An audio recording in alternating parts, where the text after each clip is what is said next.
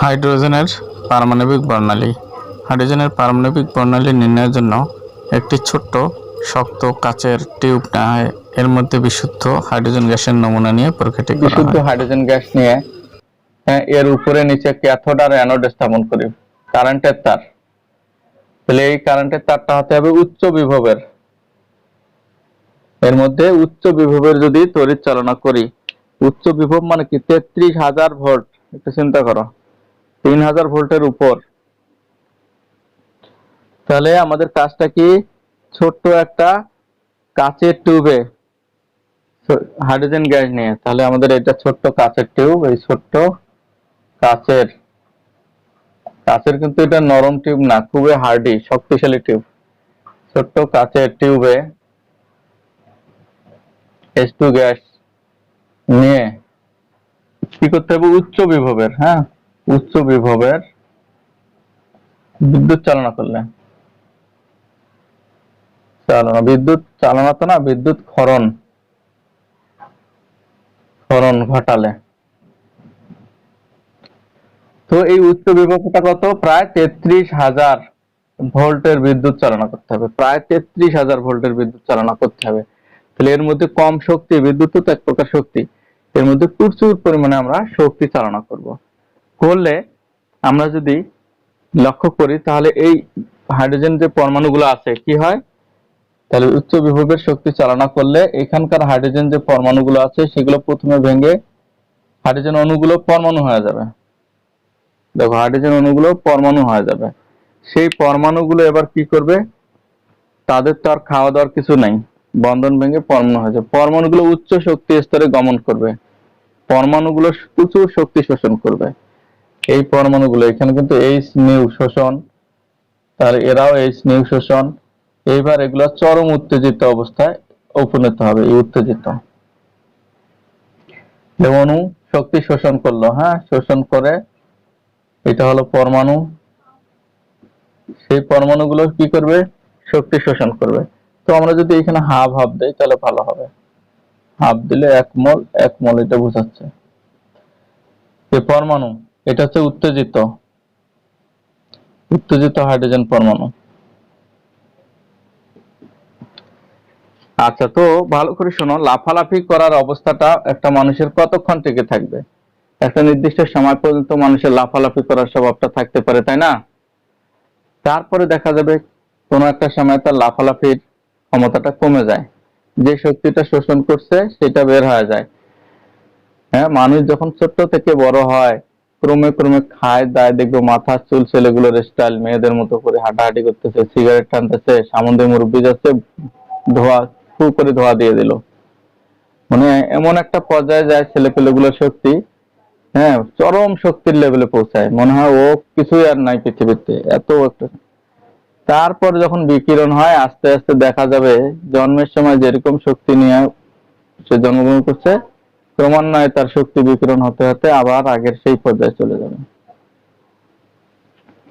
তো একই অবস্থা, কোন একটা পরমাণু বা অণু যাই হোক না কেন, শক্তি শোষণ করতে করতে সবচেয়ে উত্তেজিত অবস্থায় যখন যাবে, তারপর এই উত্তেজিত অবস্থাটা থেকে শক্তি বিকিরণ করবে। উৎসটা বন্ধ করলে, এই কারেন্টের যে উত্তর বিভব, এই সুইচটা বন্ধ করার সাথে সাথে যে শক্তি নিয়ে ও লাফালাফি করছিল, সেই শক্তিগুলোর কি হবে, এই শক্তির বিকিরণ ঘটবে।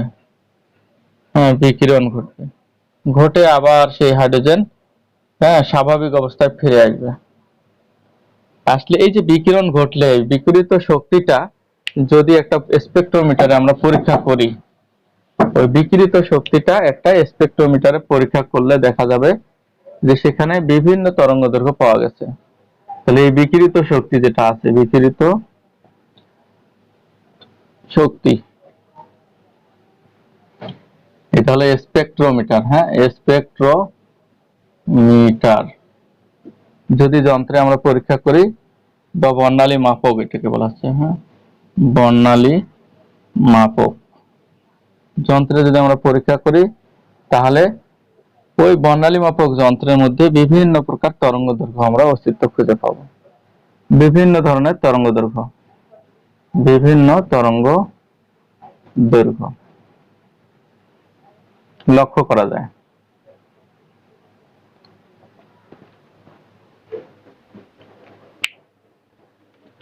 এইবার আমরা আবার এক নজরে চলে আসি।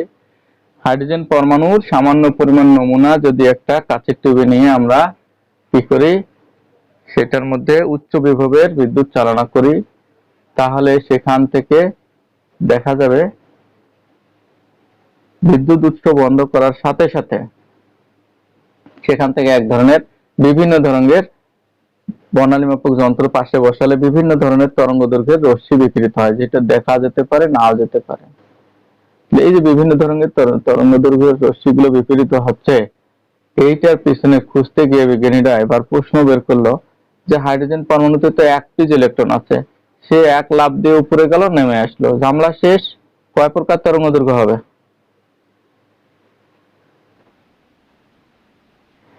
আরে এখন তো আমরা সবসময় বিকিরণ দেখতেছি, কিন্তু ওখানে যে বললো বিভিন্ন তরঙ্গ দৈর্ঘ্য লক্ষ্য করা যায়, বিভিন্ন তরঙ্গ দৈর্ঘ্যের বিকিরণ লক্ষ্য করা যায়। বুঝছো? আবার বলি, হাইড্রোজেন পরমাণুতে মাত্র একটা হাইড্রোজেন ইলেকট্রন থাকে। তো ওকে যদি আমরা খাবার দেই, শক্তি দেই, তাহলে ওই একটা ইলেকট্রন তার 1 নম্বর কক্ষপথ থেকে লাফ দিয়ে উপরে কক্ষপথে যাবে কিনা? চলে গেল। এবার খাওয়া দাওয়া বন্ধ, বিদ্যুতের কারেন্টের উৎস বন্ধ করে দিলাম, দিলে ওই ইলেকট্রনটা তো উপরে গেছে, ওটা লাফ দিয়ে তো আবার নিচে নেমে আসবে, আগের জায়গায় ফেরত আসবে কিনা? আসবে। তো একটা ইলেকট্রন উপরে গেছে, নেমে আসছে, তাহলে তরঙ্গ দৈর্ঘ্য কয়টা হওয়ার কথা? একটা। একটা গেছে, এক প্রকার তরঙ্গ দৈর্ঘ্য, কিন্তু ওখানে বিভিন্ন ধরনের তরঙ্গ দৈর্ঘ্য কেন হলো? এইটার জন্যই প্রশ্ন একটা আসছে, এই প্রশ্নটা প্রায় প্রায় দেয় বিভিন্ন বোর্ডে। হাইড্রোজেন পরমাণুতে একটা ইলেকট্রন থাকা সত্ত্বেও, দেখো, হাইড্রোজেন পরমাণুতে একটি ইলেকট্রন থাকা সত্ত্বেও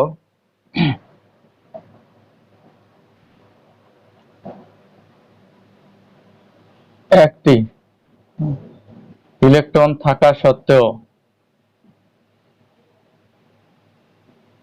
এর পারমাণবিক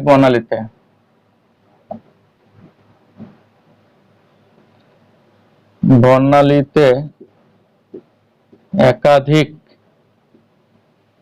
রেখার অস্তিত্ব পাওয়া যায় কেন? অস্তিত্ব বানান কি হলো? অস্তিত্ব, ভুলে হয়ে গেল, অস্তিত্ব পাওয়া যায় কেন?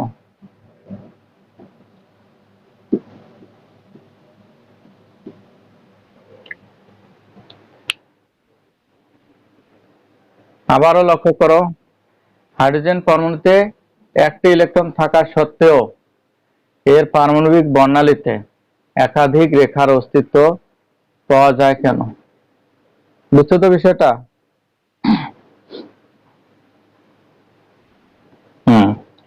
এর উত্তরটা হবে এরকম, বুঝছো? হাইড্রোজেনের একটি পরমাণু নিয়ে এই পরীক্ষাটি করা কখনোই সম্ভব নয়। পরমাণুতে কোনো অস্তিত্বই নাই স্বাধীন। হাইড্রোজেনের একটি পরমাণু নিয়ে এই পরীক্ষাটি করা সম্ভব নয়। তাই সামান্য পরিমাণ নমুনা হাইড্রোজেন নিলেও উত্তরটা কিন্তু এরকম, এইচ এর একটি পরমাণু নিয়ে, পরমাণু দ্বারা পরীক্ষা করা সম্ভব নয়, সম্ভব নয়। এই 1 নম্বর কাজ। 2 নম্বর হচ্ছে সামান্য নমুনা হাইড্রোজেন নিলেও, নমুনা হাইড্রোজেন নিলেও সেখানে কি থাকবে? কয়টা পরমাণু থাকবে?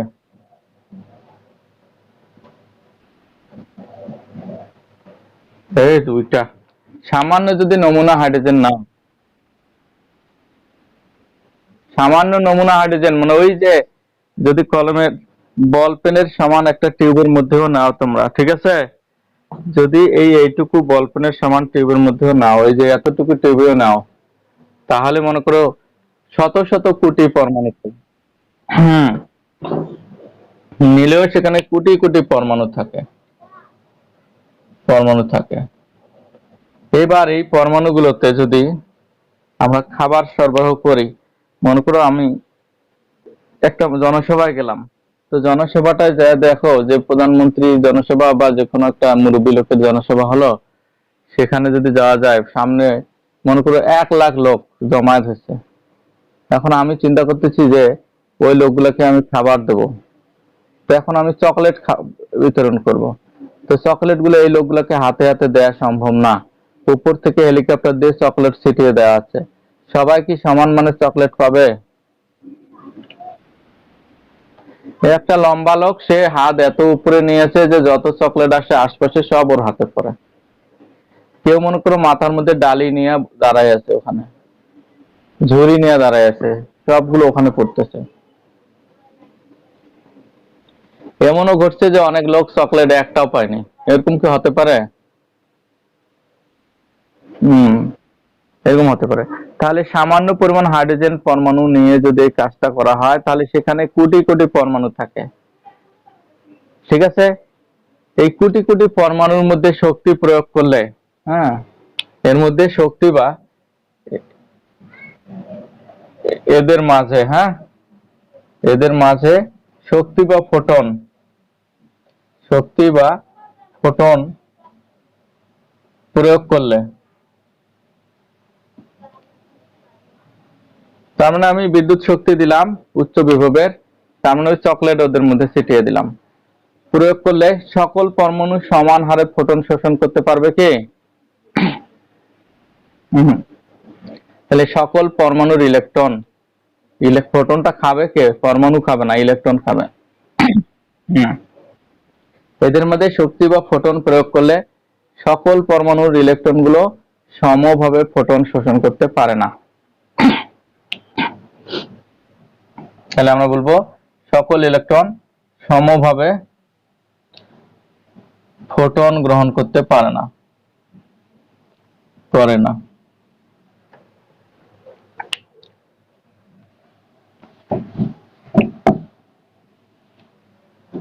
সমভাবে ফোটন গ্রহণ করতে পারে না। এক এক পরমাণুর ইলেকট্রন এক এক সংখ্যায় ফোটন শোষণ করে। তাহলে এবার 4 নম্বর আমরা লিখি, এক একটি, এক এক দিতে হবে, এক এক, এটা কথা ভালো আছে না, ভিন্ন ভিন্ন পরমাণুর ইলেকট্রন গুলো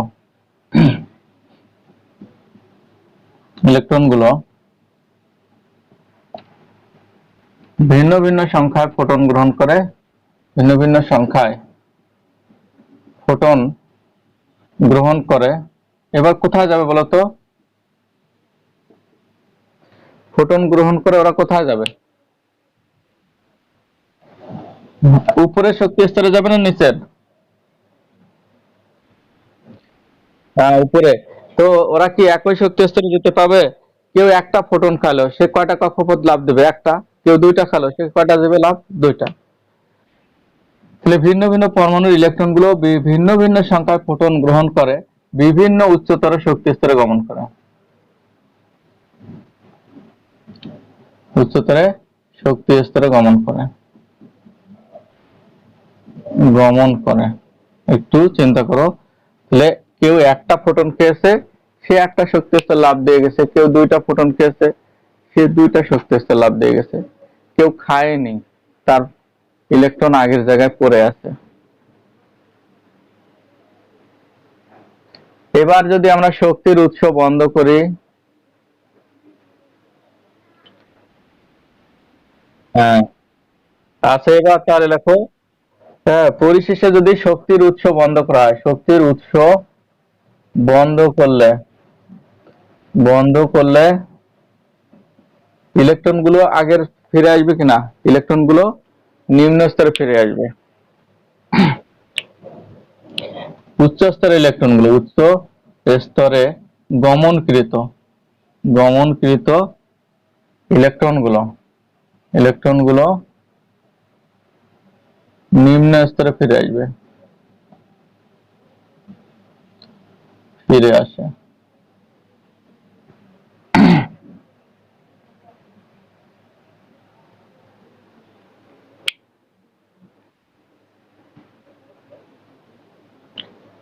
দেখা শেষ।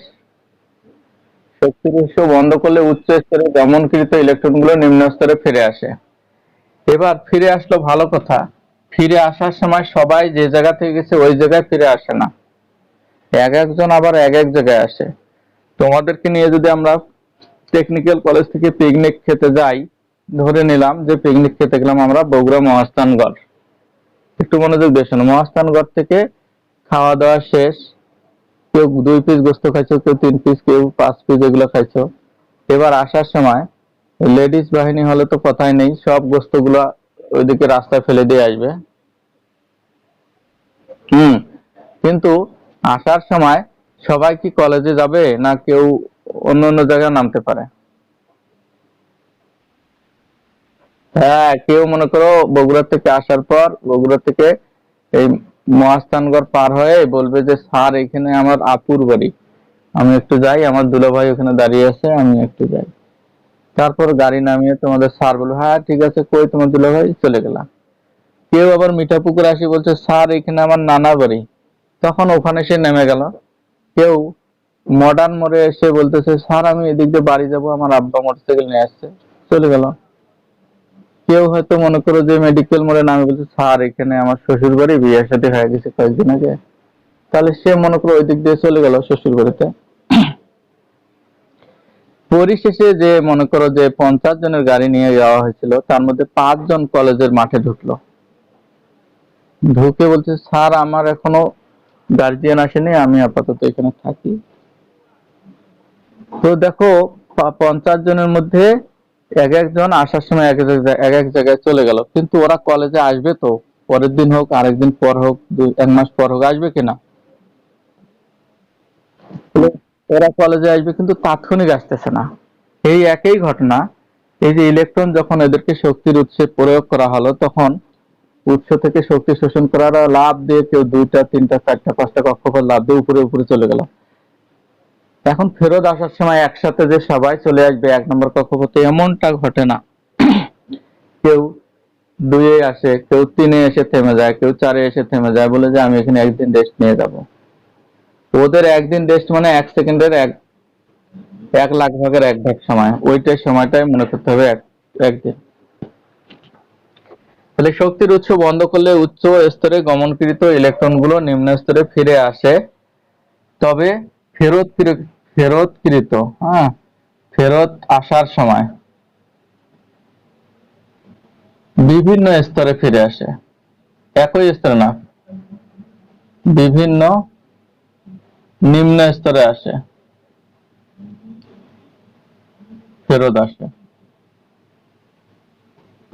বিভিন্ন নিম্ন স্তরে ফেরত আসে, ফলে একাধিক বর্ণালী রেখার অস্তিত্ব লক্ষ্য করা যায়। এই কারণে একাধিক বর্ণালী রেখার অস্তিত্ব পাওয়া যায়।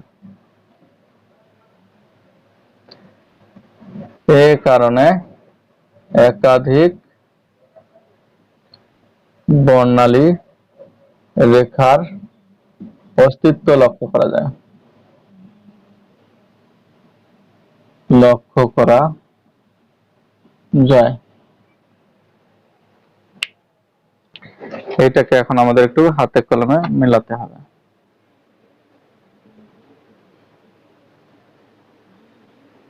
হয়ে গেছে?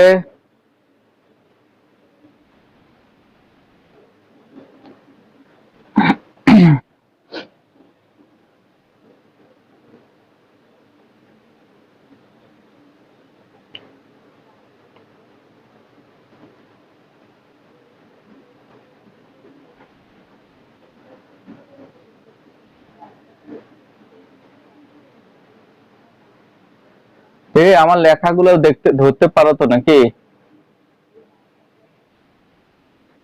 এমনিতে তো লেখা লেখা ভালো না, আবার কাজ থেকে লিখতে হয়, নাহলে তো ভিডিও হবে না। সোজাসুজি লিখলে হয়তো দেখা যাইতো, ক্লিয়ার ভালো লেখা যাইতো। আমি লিখি মনে করো 2 হাত দূর থেকে লিখি।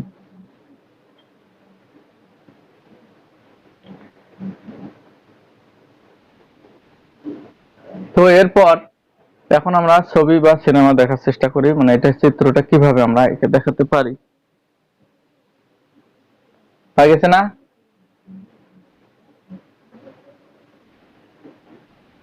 হুম। তো অনেকগুলো পরমাণুর ক্ষেত্রে আমরা এই জিনিসটা দেখাবো, অনেকগুলো পরমাণুর ক্ষেত্রে।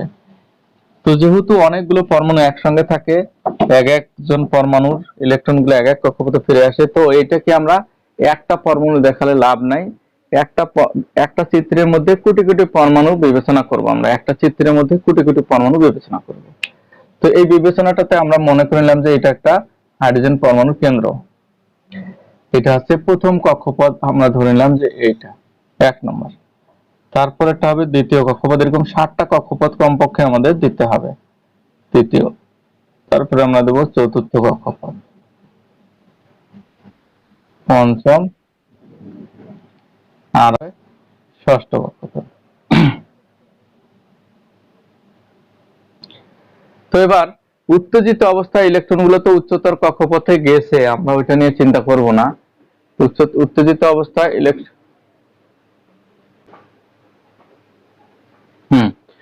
তো দেখো, এটা মনে করো একটা হাইড্রোজেন পরমাণু, এটা প্রতীকী একটা পরমাণু। এখানে অনেকগুলো পরমাণু আমরা কল্পনা করব। তাহলে হাইড্রোজেনের এই পরমাণুটার এইটা কোনো কক্ষপথ না, এটাকে ধরলাম 1 নম্বর কক্ষপথ, এটাকে ধরলাম 2, এটাকে 3, এটা 4, 5, এটা 6, আরো একটা কম হয়ে গেল মনে হচ্ছে। টোটাল আমাদের 7টা কক্ষপথ লাগবে। এই 7টা কক্ষপথ আমরা এঁকে ফেলবো। 7টা কক্ষপথ আঁকার পর আমাদের প্রথম যে চিন্তাটা করতে হবে যে এই কক্ষপথগুলোতে কিন্তু একটা পরমাণুর জন্য আমরা কল্পনা করতেছি না, কোটি কোটি পরমাণুর জন্য এই কক্ষপথ। ইলেকট্রনগুলো তো বিভিন্ন উচ্চতর কক্ষপথে চলে গেছে, তাই না? যখন এর মধ্যে শক্তি প্রয়োগ করছিলাম তখন ইলেকট্রনগুলো কি উচ্চতর কক্ষপথে গেছে কিনা? গেছে। এখন আমরা এটা যখন শক্তির উৎস বন্ধ করব তখনকার চিন্তা করতেছি, যদি ইলেকট্রনগুলো উচ্চতর কক্ষপথ থেকে যে জায়গা থেকে গেছে সেই জায়গায় যদি ফিরে আসে ইলেকট্রনগুলো, এই লক্ষ্য করো, তাহলে বিভিন্ন কক্ষপথ থেকে ফিরে আসতেছে কিন্তু।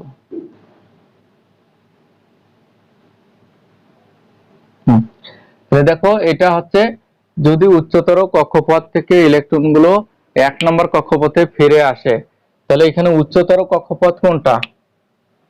এই যে উচ্চতর, আমরা মাথায় রাখবো উচ্চতর কক্ষপথ, এটাকে N2 ধরবো। আর নিম্ন কক্ষপথ মানে যেটাতে ফিরে আসে সেটাতে N1 ধরবো। সবসময় আমরা এটা চিন্তা করবো, উচ্চতরটাকে N, উচ্চতর কক্ষপথটাকে আমরা ধরবো N2, আর নিম্নতর কক্ষপথটাকে ধরবো N1। এখন আমরা যদি চিন্তা করি যে এই জায়গায় ফিরে আসছে কত নম্বরে?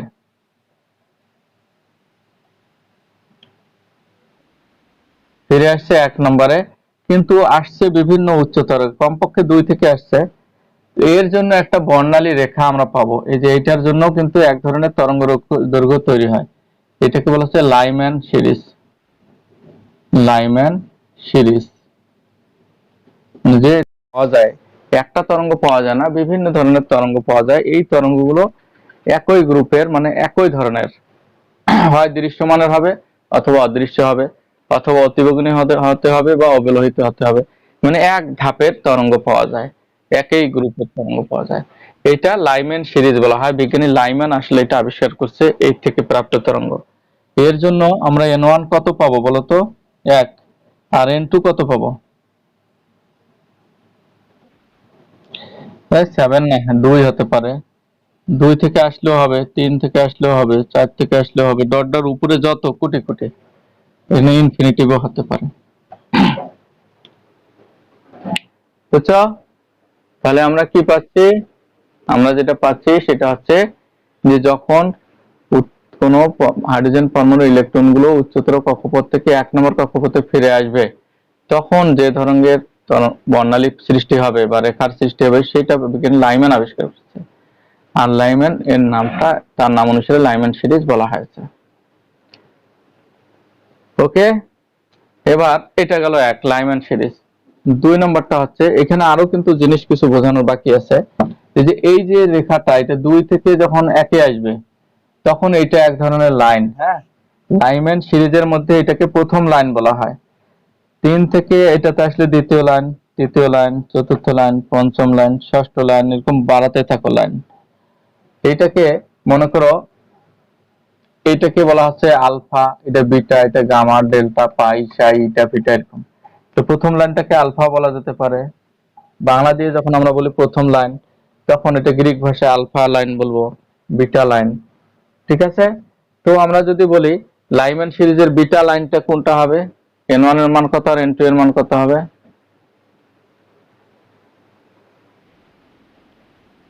n1 এর মান 1 আর n2 এর মান 3 হবে। ঠিক আছে। যদি বলি যে লাইম্যান সিরিজের পঞ্চম লাইনটার জন্য n1 n2 নির্ণয় করো,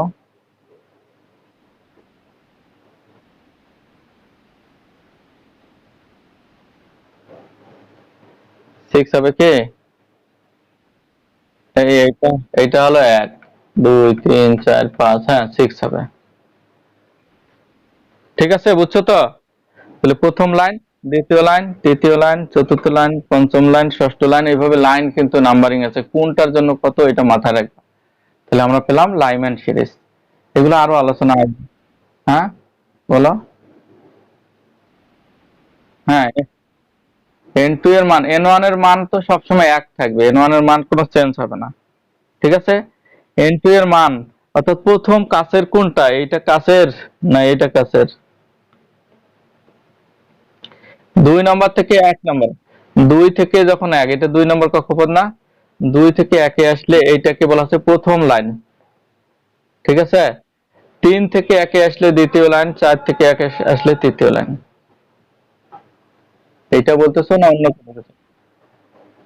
উপরের কক্ষপথ থেকে ইলেকট্রন গুলো যখন 1 নম্বরে ফিরে আসে, তখন যে বর্ণালী পাওয়া যায় সেটা লাইম্যান সিরিজ বলা হয়। লাইম্যান সিরিজের n1 এর মান সবসময় 1 আর n2 এর মান 1 তো আর হতে পারে না, n2 এর মান হচ্ছে কমপক্ষে 2 3 4 5 6 7 8 ইনফিনিটিভ, অসীম হতে পারে। তো যত কাছের থেকে আসবে তার শক্তি কম লাগবে না বেশি লাগবে, খরচ কম হবে না বেশি খরচ হবে? এইটার শক্তি কম। আর এই যে অনেক উপরে এইখানে ছবিতে যেটা দেখতেছি সেটাই 7 থেকে যদি 1-এ আসে তাহলে শক্তির পার্থক্য অনেক বেশি কিনা? বেশি হবে। তো শক্তির পার্থক্য, এইটাতে যদি শক্তির পার্থক্য অনেক বেশি হয়, তাহলে শক্তি যত বেশি হয় তরঙ্গদৈর্ঘ্য তত কম হয় কিনা? হুম। ঠিক আছে। তরঙ্গদৈর্ঘ্য কম। তো আমি যদি বলি লাইম্যান সিরিজের এই যে সপ্তম লাইন, হ্যাঁ সপ্তম লাইন, এইটা বোধহয় সপ্তম লাইন না, এটা সপ্তম লাইনের যদি যদি আমরা তরঙ্গটা চিন্তা করি এরকম যদি হয় হিজিবিজি, তাহলে প্রথম লাইনের জন্য তরঙ্গটা কেমন হবে, এরকম হবে কিনা? বুঝছো কিছু? সপ্তম লাইন কিন্তু অনেক উপর, 7 থেকে আসে 1-এ, অনেক শক্তির পার্থক্য, শক্তির পার্থক্য যত বেশি হবে সেটার সূক্ষ্ম তরঙ্গ দৈর্ঘ্য হবে। আর এই কাছাকাছি যেটা সেটা তরঙ্গ দৈর্ঘ্য কি হবে? শক্তি কম তরঙ্গ দৈর্ঘ্য বেশি। হ্যাঁ, এই এই কমন ধারণাটা কিন্তু তোমাদের মাথায় রাখতে হবে, কারণ এগুলো নিয়ে যখন অঙ্ক শুরু হবে বা গাণিতিক ক্যালকুলেশন শুরু হবে, এই মাথায় এটা না থাকলে বিপদ। তো এটা একটা। এবার আমাদের হতে পারে যে ওই ইলেকট্রন, হ্যাঁ বলো।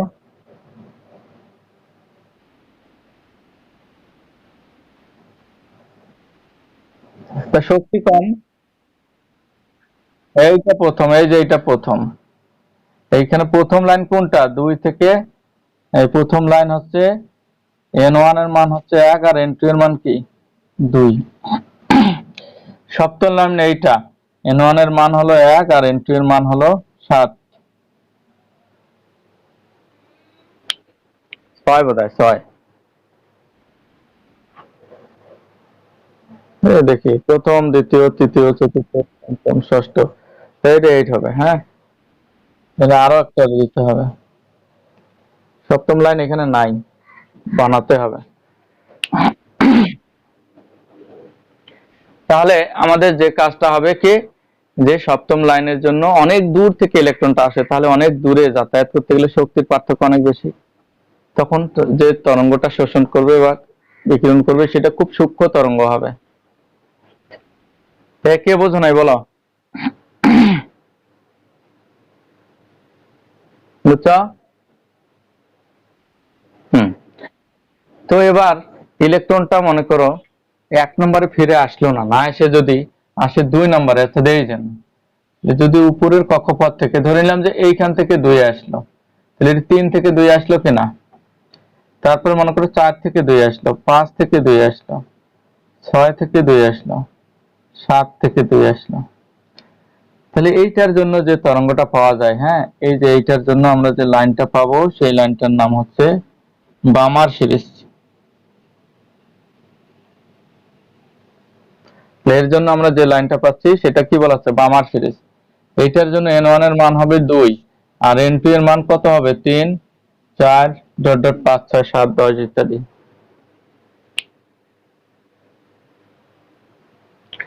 বুঝছো? তাহলে এটার জন্য n1 এর মান আমরা পাচ্ছি, n2 এর মান আমরা পাচ্ছি। তাহলে বামার সিরিজ। তাহলে এই বামার সিরিজের জন্য প্রথম বামার সিরিজ এর প্রথম লাইনটার জন্য n1 এর মান কত আর n2 এর মান কত?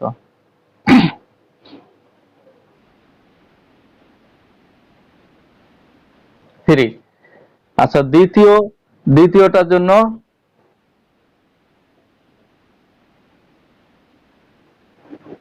দ্বিতীয় লাইনের জন্য n1 এর মান 2 আর n2 এর মান 4। এবার পঞ্চম লাইনের জন্য কত হবে?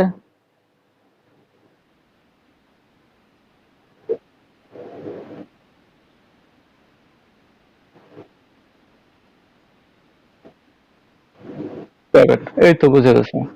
তাহলে প্রথম লাইন, দ্বিতীয় লাইন, তৃতীয় লাইন এগুলো সবই কিন্তু বামার, কিন্তু বামারের ভিতরেই আবার লাইন টেন অনেকগুলো থাকে। তাহলে প্রথম লাইনটা এটা বোঝাবে।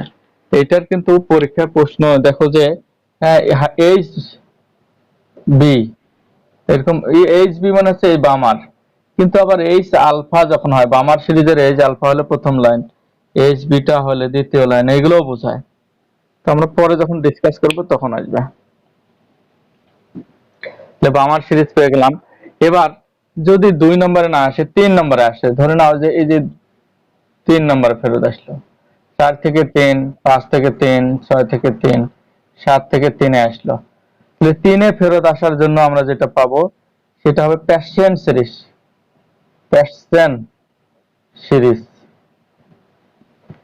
তো এই প্যাশন সিরিজের জন্য n1 এর মান কত আর n2 এর মান কত হবে বলো তো?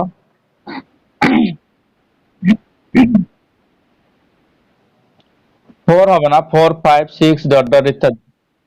হ্যাঁ, ইত্যাদি। এবার এটা গেল প্যাশন সিরিজ।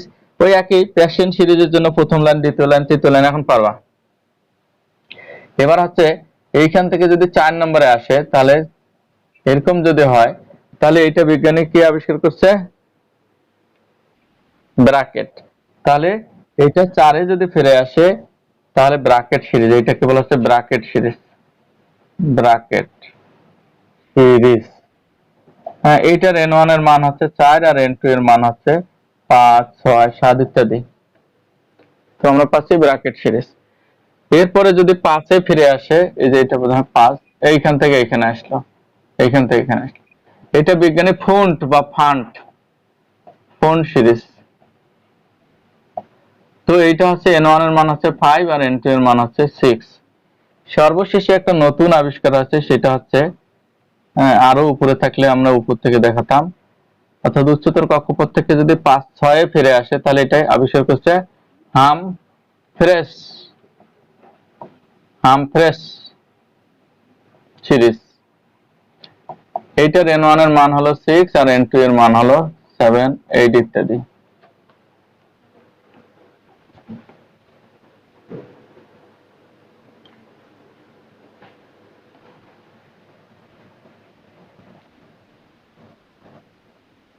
হ্যাঁ, দেখতে পাচ্ছ তো?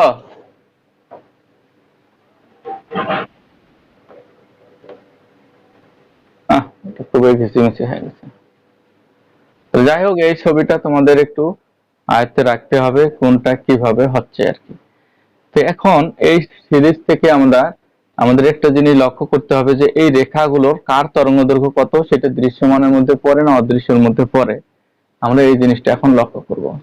এর জন্য বিজ্ঞানী এই তরঙ্গ দৈর্ঘ্য নির্ণয়ের জন্য বিজ্ঞানী বামার প্রথমে একটা ইকুয়েশন দিয়েছিল, পরে ওই ইকুয়েশনটা একটু চেঞ্জ করে পরবর্তীতে বিজ্ঞানী রিডবার্গ নামের একজন বিজ্ঞানী এসে নতুন একটা ইকুয়েশন দেয়, যেটাকে আমরা রিডবার্গ কনস্ট্যান্ট হিসেবে জানি। তাহলে রিডবার্গ সমীকরণটা আমরা যদি উপপাদন করতে চাই, এটা মেশাবো কি? এটা তো তোমাদের বোধহয় জানা হয়ে গেছে। তো আমরা এবার রিডবার্গ সমীকরণটা কিভাবে আসছে সেটা, তাহলে এটা কি নির্ণয়ের জন্য, যে এই যে হাইড্রোজেন পারমাণবিক বর্ণালী, হাইড্রোজেন পরমাণুর বা অন্য কোনো পরমাণুর আমরা যে পারমাণবিক বর্ণালী নির্ণয় করব, সেই বর্ণালী নির্ণয়ের, বর্ণালীর শক্তি, তরঙ্গ দৈর্ঘ্য, ফ্রিকোয়েন্সি, এগুলো নির্ণয়ের সমীকরণ। তাহলে বর্ণালীর সমীকরণটা আমরা এখন দেখব এটা। আচ্ছা, তোমাদের তরঙ্গ দৈর্ঘ্য আর শক্তি ই এরকম পড়ছো কিনা বলতো? শক্তির সমীকরণটা মনে আছে কিনা তোমাদের? এই ই দিয়ে একটা সমীকরণ বের করছিলাম না, শক্তির সমীকরণ, ই মাইনাস, আরে এটা না, এই যে ই সমান মাইনাস কি যেন ছিল বলতো?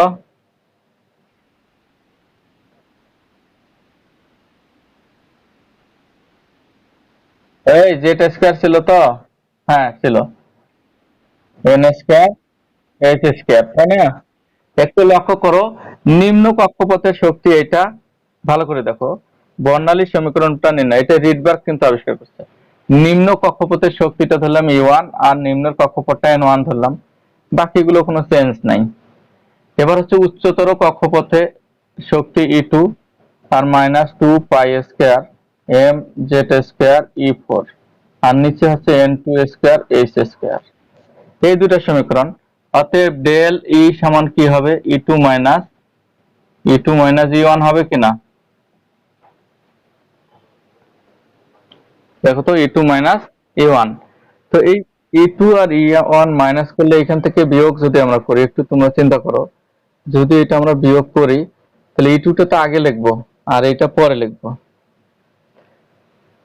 তো যদি আমি এটাকে উল্টিয়ে দেই তাহলে কি প্লাস আগে N1 টা আনতে পারি কিনা?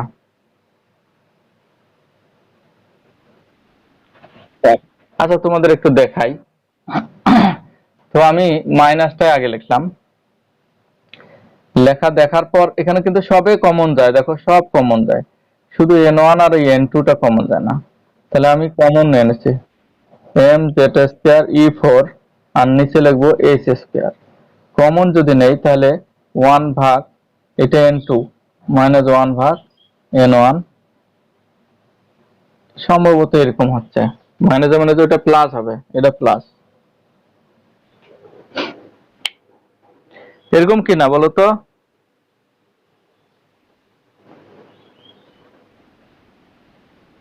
হ্যাঁ, না মাইনাস হবে না। হ্যাঁ, মাইনাস হবে।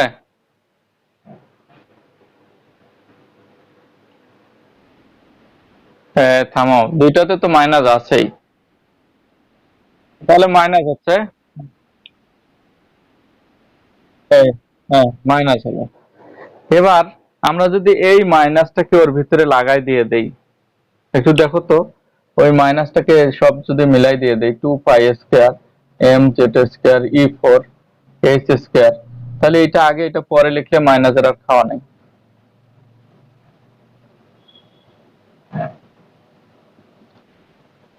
হ্যাঁ দেখো, একটু মিলাই, এইভাবে লেখা যায়, মাইনাসটা আর বাইরে আত্মপ্রকাশ হচ্ছে না। এইটার পরিবর্তে আমরা কি লিখতে পারি, বা এইচ নিউ লিখতে পারি কিনা? এটার পরিবর্তে ডেল এর জায়গায় এইচ নিউ লিখতে পারি, পারি কি? হ্যাঁ। তো আমরা যদি এই এইচটাকে ওই পাশে নিয়ে যাই তাহলে এইচ কিউব হবে কিনা? হবে। বা নিউটা এখানে রেখে দিলাম। আচ্ছা, আমি একবার এটা চেঞ্জ করি, দেখো এইটার পরিবর্তে আমরা এইচ ইন্টু সি ভাগ ল্যামডা লিখতে পারি, এটা লিখতে পারি, সমান ওই যা আছে ওই। অতএব আমরা লিখতে পারি 1 ভাগ ল্যামডা যদি লিখি তাহলে এইচ আর সি নিচে চলে যাবে কিনা? তাহলে 2 pi square M Z square E4, নিচে হচ্ছে CH³ হবে কিনা?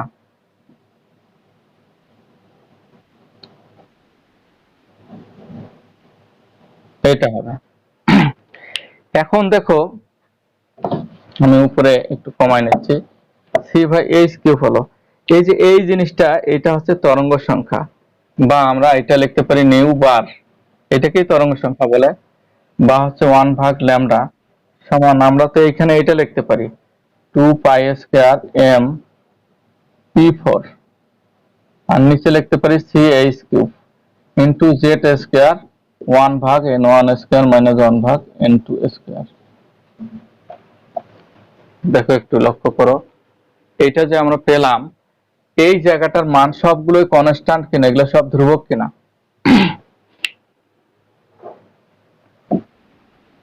সব মানগুলোই ধ্রুবক। এই ধ্রুবক মানগুলোকে বিজ্ঞানী রিডবার্গ কি করছে, একটা কমন একটা RH, যদি হাইড্রোজেন হয় তাহলে হাইড্রোজেনের জন্য এটা RH ধরছে, ধরে কিন্তু আমরা জেড স্কয়ার দিতে পারি। এই যে এইটাকে বলা হচ্ছে রিডবার্গ ধ্রুবক। তো এই রিডবার্গ ধ্রুবকটা যদি হাইড্রোজেন পরমাণু হয় তাহলে যেটার মান 1, এইটা হাইড্রোজেনের জন্য আমরা লিখব n1 square minus n2 square. এই জেড সমান 1 হলে এইচ এর জন্য, এইটাই হলো হাইড্রোজেনের পারমাণবিক বর্ণালীর বিভিন্ন ধরনের তরঙ্গ সংখ্যা, তরঙ্গ দৈর্ঘ্য, এগুলো নির্ণয়ের ফ্রিকোয়েন্সিও আমরা এটা দিয়ে নির্ণয় করতে পারি, তার একটা সমীকরণ। এই RH এর মানগুলো তোমরা ইচ্ছা করলে বসাই দিয়ে দিয়ে হিসাব করে বের করতে পারবা। তো এই মানগুলো কি দিয়ে বের করবো? সিজিএস করলে সেন্টিমিটারে আসবে, মিটারও করতে পারো, সিজিএসও করতে পারো, তবে সেন্টিমিটারটা ব্যবহার করাই বোধহয় আমার কাছে ভালো মনে হয়। এই RH এর মানটা হিসাব কিতাব করলে আমরা যেটা পাবো সেটা হচ্ছে 109,678 পার সেন্টিমিটার। এটা আমি মুখস্থ রাখছি, তোমরা পারলে মুখস্থ রাখবা, 109,678 পার সেন্টিমিটার। এটাকে পার মিটার করা যাবে না, কারণ ওই মিটারটা নিচের, এখন ওইটা মিটার পার মিটার করতে গেলে অনেকগুলো হেরফের করতে হবে।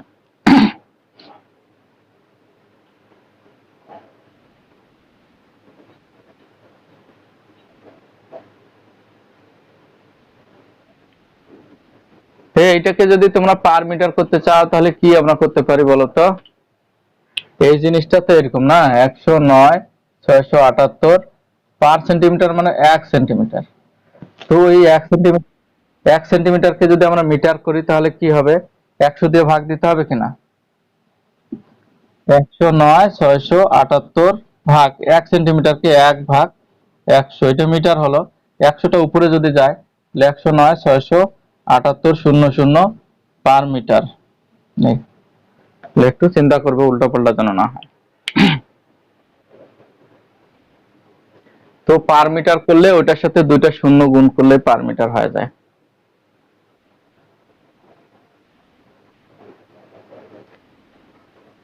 ওকে, হ্যাঁ, এইবার আমরা আসি বামার সিরিজটা শুরু করি, আমরা লাইম্যানটা দিয়ে শুরু করি। লাইম্যান সিরিজের জন্য আমরা যদি তরঙ্গ দৈর্ঘ্য বের করতে চাই তাহলে আমরা, কোনো তো নাম উল্লেখ নাই, লাইম্যান সিরিজ যে কোনো একটা ধরলেই হবে। তো আমরা যদি মনে করি লাইম্যান সিরিজের প্রথম লাইনের তরঙ্গ দৈর্ঘ্য নির্ণয় করি, লাইম্যান সিরিজের প্রথম লাইনের জন্য, হ্যাঁ, n1 এর মান কত? 1, n2 এর মান কত হবে? এই প্রথম লাইনে, যে প্রথম লাইন 2, হ্যাঁ। এখন যদি প্রথম লাইন না বলে তাহলে যে কোনো একটা ইচ্ছা মতো ধরতে পারো। আচ্ছা, এটা বুঝছো তো না? এবার তাহলে আমরা জানি আমরা কি বের করব, 1/λ, বা তরঙ্গ সংখ্যা যদি বের করতে চাও নিউ বার, যে কোনো একটা, এটা সমান আমরা ধরতে পারি। তো 1/λ সমান RH এর মান আমরা জানি, RH 1/n1 square minus 1/n2 square. তো এখন আমরা এখানে RH এর জায়গায় বসাবো 678, আর এখানে 1 স্কয়ার মাইনাস 2 দুগুণ 4, এটা হবে পার সেন্টিমিটার। হ্যাঁ, 109 678 ইন্টু 4 চোখ 16 থেকে এক বাদ গেলে কত হয়? 15, আর ভুল হয়েছে, 3 3 3 আর 4, এটা তো 2 দুগুণ 4 হয়ে গেছে পার সেন্টিমিটার। এবার অতএব আমরা যদি ল্যামডা সমান বলতে চাই, এটা উল্টে যদি দেই, তাহলে এটা উল্টে যাবে 4 3 ইন্টু 109 678 হবে কিনা?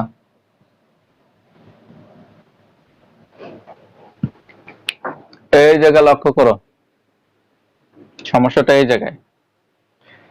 এইটা সমান আমরা কি পেলাম, বা আমরা পেলাম 1 ভাগ ল্যামডা সমান, এটা তো পেয়েছি। তো ল্যামডা সমান যদি আমরা এই যে এগুলো উপরের গুলো আর এটা নিচের উল্টা পাল্টা করি, তাহলে এরকম হয় কিনা? এটা তো 1 বাই ল্যামডা ছিল, এখন ল্যামডা সমান, এটা উল্টে গেছে, পার সেন্টিমিটারটাও এবার উল্টে গিয়ে সেন্টিমিটার হয়ে গেছে। হ্যাঁ, তো 1 সেন্টিমিটার সমান 10⁻⁷ ন্যানোমিটার আমরা করতে পারি। তাহলে এখানে আছে এত সেন্টিমিটার, এটার সাথে এটা গুণ করলে হলো 4 ইন্টু 10⁻⁷, 3 ইন্টু 109 678, এইবার আমরা ন্যানোমিটার বলবো। এখন তোমাদের হাতে ক্যালকুলেটর আছে, দেখো চাপাচাপি করে কত হয়।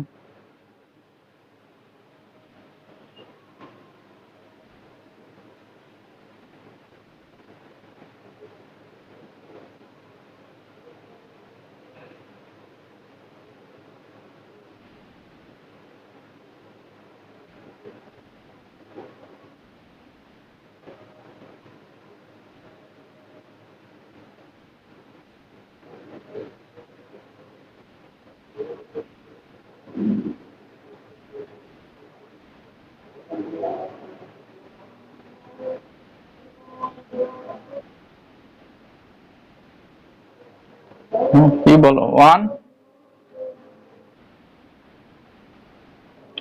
ইন্টু 1,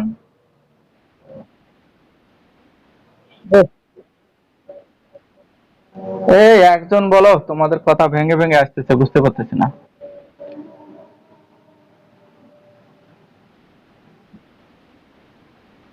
1 to 1.56, হ্যাঁ এইটাই তো। হ্যাঁ হ্যাঁ, এত ন্যানোমিটার। এখন দেখো তো যে আমরা তরঙ্গ দৈর্ঘ্যটা পেলাম, এটা কি দৃশ্যমান অঞ্চলে, না অবলোহিত অঞ্চলে, না অতিবেগুনি অঞ্চলের?